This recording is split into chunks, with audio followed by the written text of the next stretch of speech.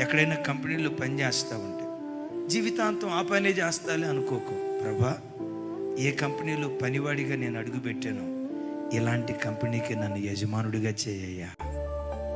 టాపీ మేస్త్రిగా అడుగుపెట్టావా, ఈ జీవితాంతం టాపీ మేస్త్రి చాలే అని అనుకోకు.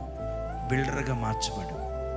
హాస్పిటల్లో నర్సుగా అడుగుపెట్టావు, దేవుని అడుగు, నాకే ఒక సొంత క్లినిక్ దయచే ప్రభా, నేనే వాళ్ళకు వైద్యం చేసే స్థితిమంతురాలుగా నన్ను నిలవబెట్టు.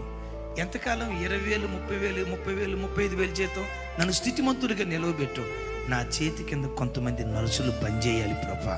ఈరోజు పనివాడిగా అడుగుపెట్టా, ఈ పనివాడిని నువ్వు యజమానుడిగా చేయ్యా. క్రైస్తవుడు అంటే లేబరుడు అనే ముద్ర చెరిపివేయబడి అనేకులకు ఉద్యోగ అవకాశాలు కల్పించే స్థితిమంతులుగా దేవుడు మనలను లేవనెత్తునుగాక. ఎక్కడ ప్రజలు నేను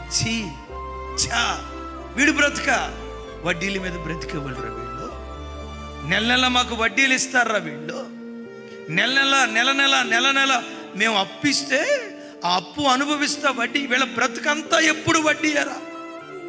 బిడ్డ, నువ్వెక్కడున్నా నీ చెయ్యి ఎట్లాగే ఉండాలి, నీ చెయ్యి ఎట్లాగే ఉండాలి.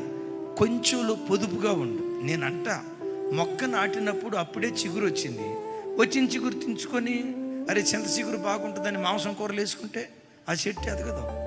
చెట్టు పెద్దదైన తర్వాత అప్పుడు తెంచుకో.